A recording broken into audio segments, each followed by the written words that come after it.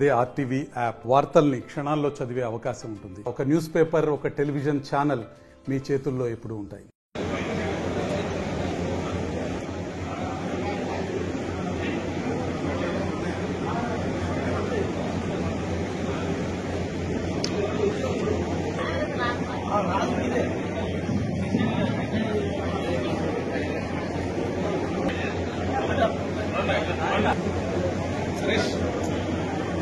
రేపు మనకు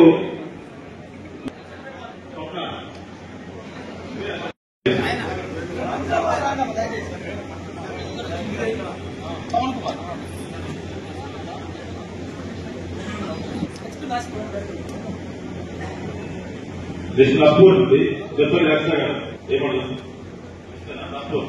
నస్పూర్ నాయకులు ముందు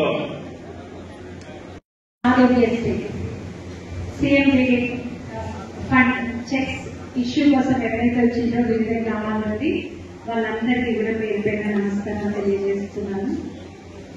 కాంగ్రెస్ పార్టీ అధికారంలోకి వచ్చినంత ఈ సంవత్సరంన్నర కాలంలో ప్రజల ఆరోగ్యం మీద, విద్య మీద, ఈ రెండింటి మీద ఎక్కువ శ్రద్ధ పెట్టడం అనేది జరుగుతుంది. చాలా మందికి అంటే దాదాపు 10 లక్షల వరకు ఆరోగ్యశ్రీ అనేది ఇంతకుముందు కాంగ్రెస్ పార్టీ అధికారంలో ఉన్నప్పుడు కూడా పేద ప్రజలకు కార్పొరేట్ వైద్యం ఉచితంగా అందించడం జరిగింది.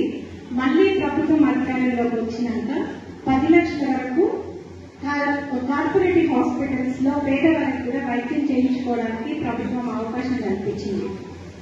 అలాగే మనం ఎల్ఓసి కూడా ఎవరైతే హైదరాబాద్ లో నిజాం హాస్పిటల్లో చికిత్స తీసుకుంటున్నారో వాళ్ళకి ఇప్పటికి దాదాపు 700 మందికి మనం ఎల్ఓసి అంటే ముందే వాళ్ళకి ఎంత అవుతుందో ఒక చికిత్సకు 5 లక్షలు అయితే అందులో 2.5 లక్షలు గవర్నమెంట్ ముందే వాళ్ళకి చికిత్స కోసం ఇవ్వడం జరుగుతుంది. ఎవరైతే వైద్య సహాయం కోసం వస్తారో వాళ్ళకి ఇవ్వడం జరుగుతుంది.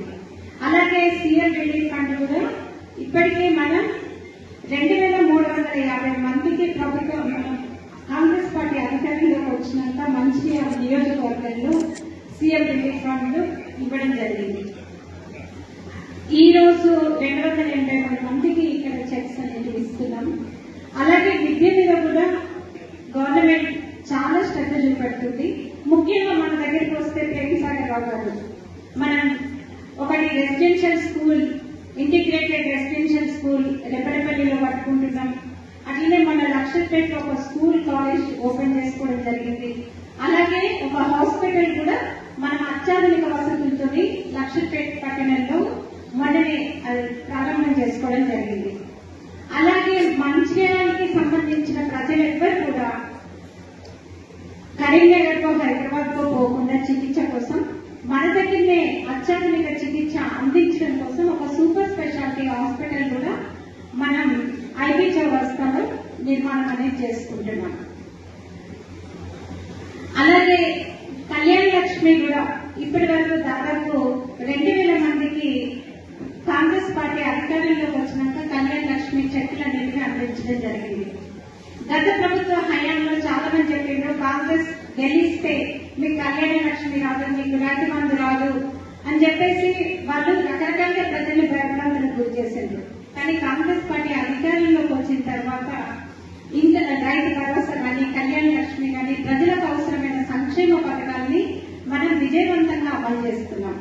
దాదాపు ఏదైతే 6 గ్యారెంటీల పేరుతోనే మనం ప్రజలందరికీ హామీ ఇచ్చిందో ఆ రోజు కాంగ్రెస్ అధినాయకత్వం, దాంట్లో పెన్షన్ల మంజూరు అనేది మాత్రం ఇంకా చేయాల్సింది. దాదాపు మిగతా హామీలన్నింటినీ కూడా మనం ఇవాళ నెరవేర్చుకుంటున్నాం.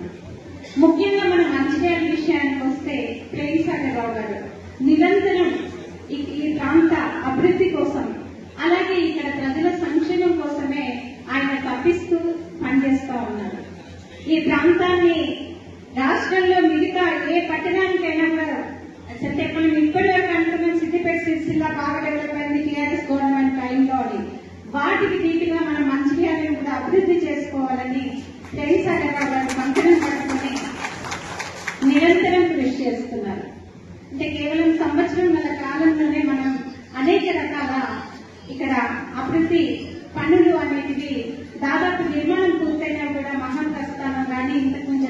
సురక్షితంపేట స్కూల్, కాలేజ్, హాస్పిటల్ బిల్డింగ్స్ కానీ, మిగతా రైతులకి సాగునీరు కానీ, తాగునీరు కానీ, గతంలో మనం నస్పూర్ మంచిర్యాల పట్టణాలను చూస్తే తాగునీరు అనేది చాలా ఇబ్బందులు ఉండేది. ఎండాకాలంలో ట్యాంకర్ల ద్వారా సప్లై చేయాల్సి వచ్చేది. ఇప్పుడు ఒక సురక్షితమైన మంచినీళ్ళు అనేటివి ఇక్కడ ప్రజలకు అందిస్తూ ఉన్నాం. అలాగే ఇప్పుడు నాకన్నా ముందు వక్తలు మన పార్టీ ఇస్తున్న వివిధ సంక్షేమ పథకాల గురించి కూడా చెప్పడం జరిగింది. నేను వాటిని మళ్ళీ రిపీట్ చేయదలుచుకోలేదు. మేమున్నంత కాలం ప్రేమ సాగర్రావు గారు, వారితో పాటు నేను కూడా ఈ ప్రాంత ప్రజలకు సేవ చేయాలని ఇక్కడికి వచ్చినాం. మేము మీ అందరి సంక్షేమం కోసం పనిచేయడానికి నిరంతరం కృషి చేస్తాం. మీకోసం పనిచేస్తూనే ఈ జీవితాన్ని కొనసాగించాలి అని చెప్పేసి నిర్ణయించుకున్నాం. మరిన్ని వీడియోస్ కోసం ఛానల్ ని సబ్స్క్రైబ్ చేయండి. లేటెస్ట్ అప్డేట్స్ కోసం వాట్సాప్ ఛానల్ ని ఫాలో చేయండి. అండ్ లింక్ డిస్క్రిప్షన్ లో ఉంది.